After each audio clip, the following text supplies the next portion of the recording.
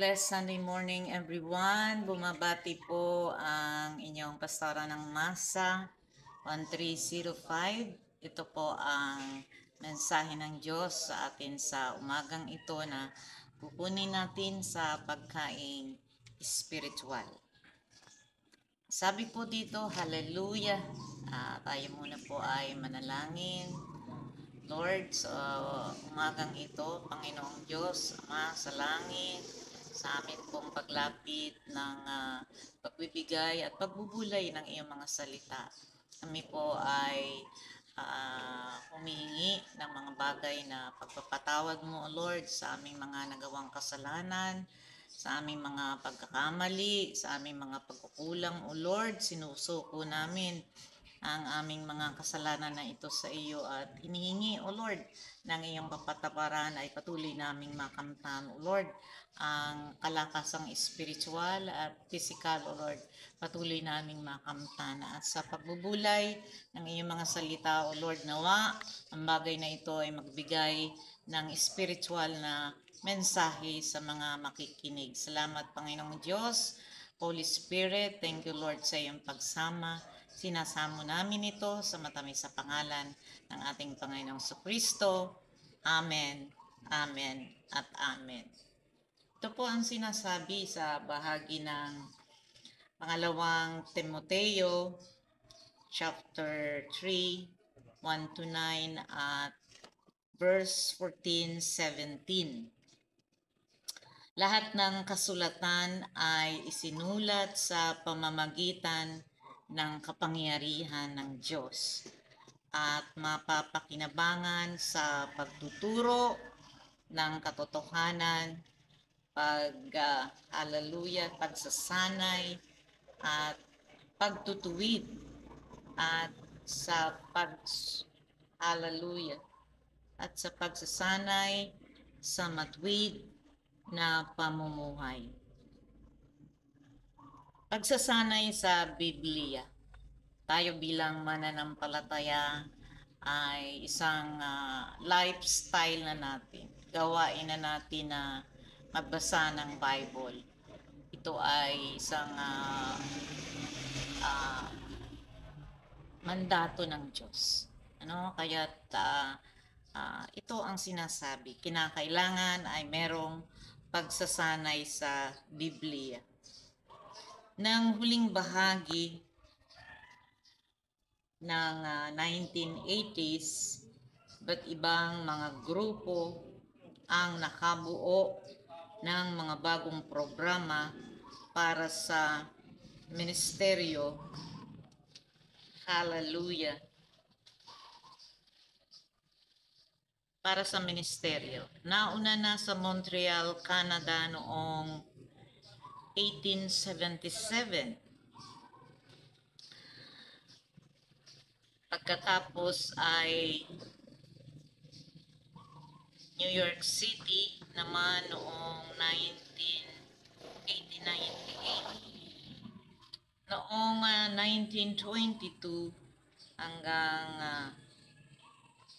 noong 1922, 5,000 ang programa sa Amerika tuwing tag-init.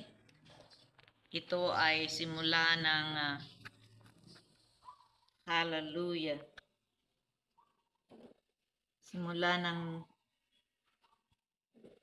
Vacation Bible School or VBS. Bunga na ito ng hangarin nilang makilala ng mga kabataan ang Biblia. So, yung BBS ay alam na natin at ang ating mga local churches ay nagsasagawa ng programang ito. Hallelujah. Katulad ang hangarin ni Apostol Pablo para sa batang alagad niyang si Timoteo. Sinabi ni Pablo, lahat ng kasulatan ay isinulat sa pamamagitan ng kapangyarihan ng Diyos na nag-aangkop sa atin para sa mabubuting gawa. Ito ay nakasulat sa pangalawang Timoteo, verse 16 to 17.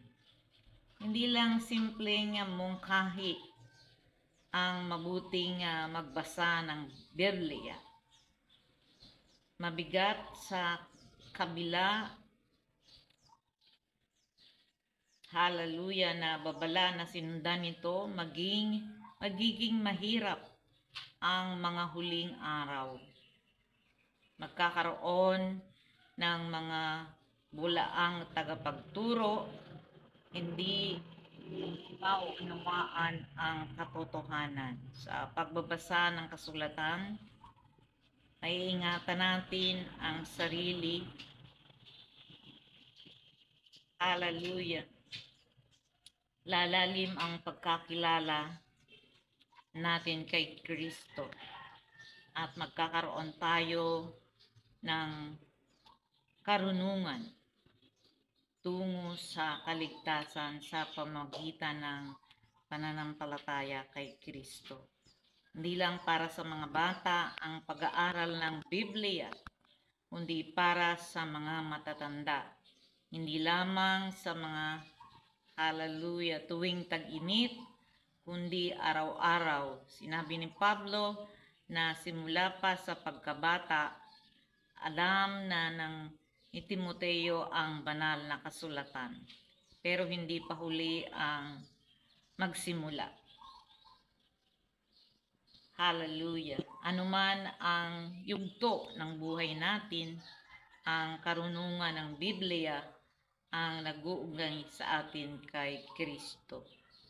Mapagmahal na Diyos, hallelujah, salamat po sa banal mong kasulatan at sa hallelujah, sa pagtulong nito upang makilala ka ni Jesus. Hallelujah. Naroon ang aking struggle sa pagbabasa. Yun nga, sa panahon na ito na nandun na ang kalabuan ng aking mga mata. Subalit yung aking espiritu, nandun pa rin yung desire, nandun pa rin yung kagustuhan na makapagbasa. At aking dalangin sa mga darating na panahon kung paanong ang inyong lingkod ay magkakaroon ng lunas sa aking mga mata. It's either na magkaroon ako ng operation sa mata o magkaroon ng bagong lens, ay dalangin ko, Diyos, ang bagay na ito ay magkaroon ng katuparan upang ang pagbabasa kung paano nga sabi ay pagsasanay sa Biblia at na pagbabasa ko ng Bible ay hindi magkakaroon ng hadlang sa bawat oras ng aking buhay. Yun nga po, yung sinasabi dito na pagsasanay sa pagbabasa ng Biblia.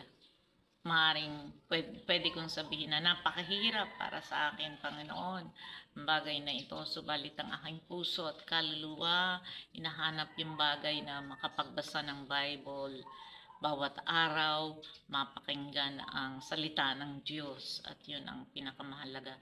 Kaya sa tuwing araw ng linggo, kung paano tayo ay nakikipagniig sa ating Panginoon, yung katotohanan na tayo ay nagbabasa ng Bible na nakakadaupang palad natin ng ating Panginoong Kristo.